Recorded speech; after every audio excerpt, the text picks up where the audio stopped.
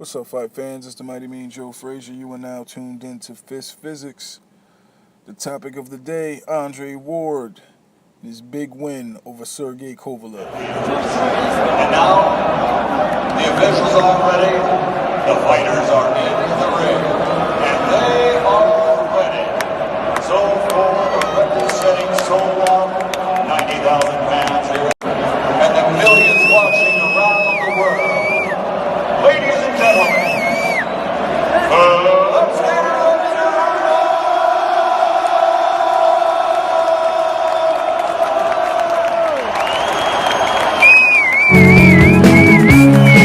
Paint the sky your favorite color. Alright, fight fans. It's Monday morning. The Monday right after the fight. I believe it's the 19th. So let's talk about it. Andre Ward walks away with a stoppage win. There's a lot of controversy starting to build around this win as footage floats around of the low blow, and I just want to touch on that real quick. Yes, I agree it was a low blow. Yes, I believe that we, the fans, the public, all saw it. The videos are all over the internet right now. The shot was on the belt line. It was a little low. It was not a direct punch to the cup. Now, in my opinion, when you're watching a fight and you see a guy who's throwing shots low at the cup, I mean that's really horrible, because after one hit on the cup actually begins to sink into the skin, and it actually begins to cut into the skin the more that you were hit on the cup. The waistline is a little bit more tricky, because sometimes some fighters actually will hike up their shorts kind of high and try to I've seen fighters who actually cover up their belly button, and I've seen fighters who keep it right below. So, I mean, the punch was on the belt line, but I think, in my opinion, this stoppage was more on Kovalev. It was Kovalev's reaction, not only to the low blow, but to the combination that he took before and after the low blow. It seemed to me like the ref was concerned, and I would agree that he should have been concerned, because Kovalev had stopped throwing punches. So I believe that the ref became concerned with the overall health and safety of Sergey Kovalev, and that's where his attention was. Not necessarily on what Ward was doing, but how Kovalev was reacting. And Tony Weeks, as long as I've been watching boxing, which has probably been about 20 years now, he's not afraid to stop the fight if he feels the one of the fighters are in trouble. He's quick on the draw to stop the fight. He's not a ref that's gonna let you fight until you're both looking like hamburger meat. He's not the ref that's gonna, let the fight continue despite you taking damage. That's just not Tony Weeks' thing. As long as I've seen him doing championship level fights, it seems like he's more concerned with the overall safety of the fighter. And honestly, in my opinion, especially, last couple of years, everything coming out of the sport of football and all of the permanent damage that the football players are sustaining from tackles and hitting each other, we can only imagine the type of health concerns that happen in boxing that we are not that no one talks about and no one shows you, because I think that would turn off a lot of people from being a fan of the sport. So I support the ref in his decision. Maybe it wasn't the cleanest win of Ward's career, but I do feel like Sergey was running out of steam. His stamina was rapidly dropping, and I agree with the group of people who were saying that Sergey would have got stopped if not that round, the next round, or maybe perhaps even the round after that. Sergey just looked completely spent to me.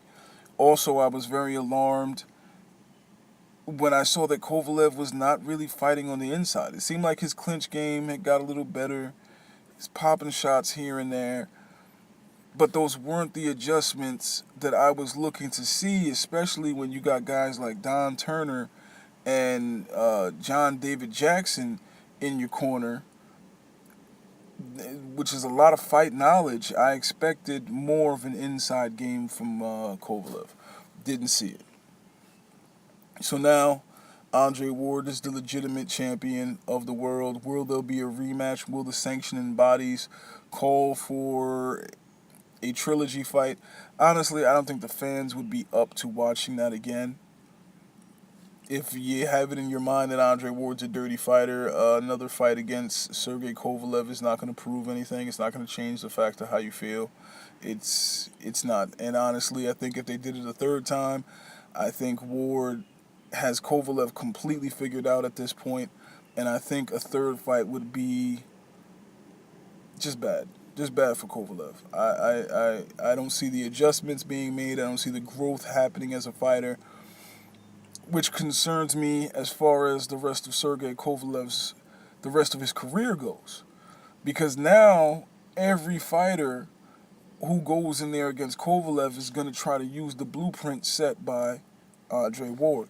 So the fact that you didn't make the adjustments, the fact that you didn't learn how to make the adjustments, I find concerning as far as Sergey Kovalev goes in the future of his promising career. Now let's switch pace real quick and talk about the post-fight conference. Virgil Hunter, he pulled out a name. Now I do agree with Team Ward. It would be best to skip over the cruiserweight division. You got a lot of monsters hiding in there. They're not well known, so it's not a big payday or anything like that. And it would just be for legacy purposes or even just props.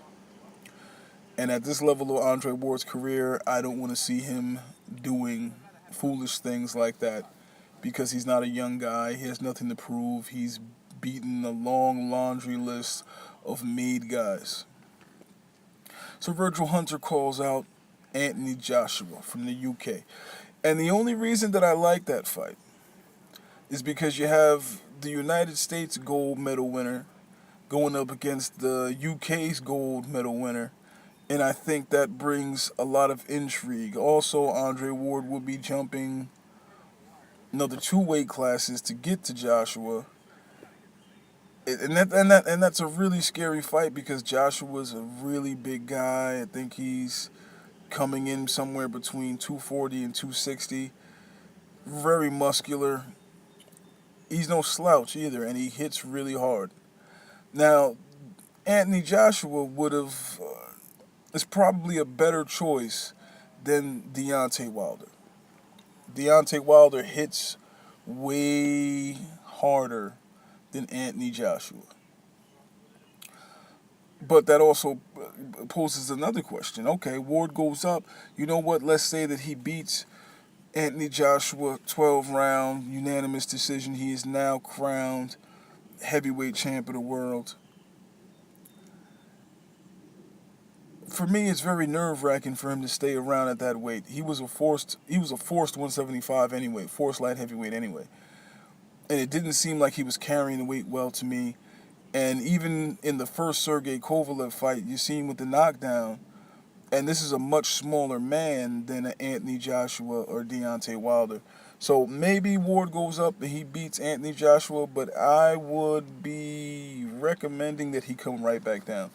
Grab the belt, vacate it, and just sit on the pound-for-pound list and dictate what weight you're comfortable at now, because once he actually goes up to that status, he'll be able to be the A-side, and he can say whatever weight that he feels comfortable at, whatever champions are around the weight class, he can play it out like that for the rest of his career. And I still would like to see Canelo and Andre Ward, especially if Canelo beats Triple G this fall. So I'm still putting that out there. I think that's probably the biggest fight next to an Anthony Joshua fight. I think a Canelo fight for Andre Ward. Those are probably the two money-making fights, and he'd be a 50-50 in either one. Now let's talk about one more thing before I get off air. Guillermo Rigondeaux also had a controversial night where it was the first round.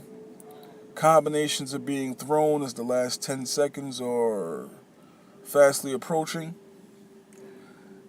Rigondeaux does hook Flores behind the head, throws some vicious uppercuts. But then a funny thing happens. The bell's ringing. The ref is stepping in to stop the action just as the bell is ringing. And Rigondeaux gets off one last shot simultaneous with the bell. Now Flores this is the weird part. Flores takes the shot. The ref completely steps in. He makes a little arm-to-arm contact, I believe, with Flores, and Flores just flops out. And there's a whole big hoopla around what's going on. You know, is Rigondeaux disqualified? And I actually feel like some of the HBO commentary guys were saying maybe Rigondeaux should be disqualified for hitting after the bell, especially after hooking the neck and throwing the uppercuts. And so while all this is going on, the doctors, the ref, the commentator people are all trying to review the footage and look at the footage. The Nevada State Athletic Commission calls up on the phone and says that the shot thrown was simultaneous with the bell and it will be considered a knockout.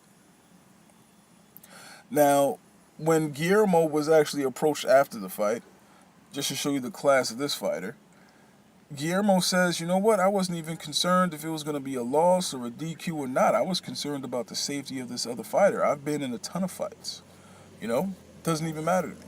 But I was concerned about the overall health of this other fighter because this, even though this is a combat sport, we're not out here to kill each other or ruin each other's lives.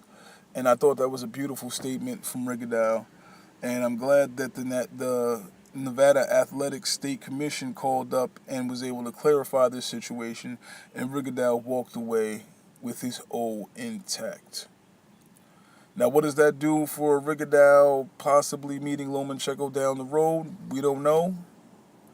But hopefully it brings some more light towards Rigondeaux and it gets him back in the public spotlight, and maybe they'll be clamoring for this fight to happen down the road. But all right, fight fans, I'm going to tune in to you guys later. Till the next one, the Mighty Mean Joe Frazier. 1.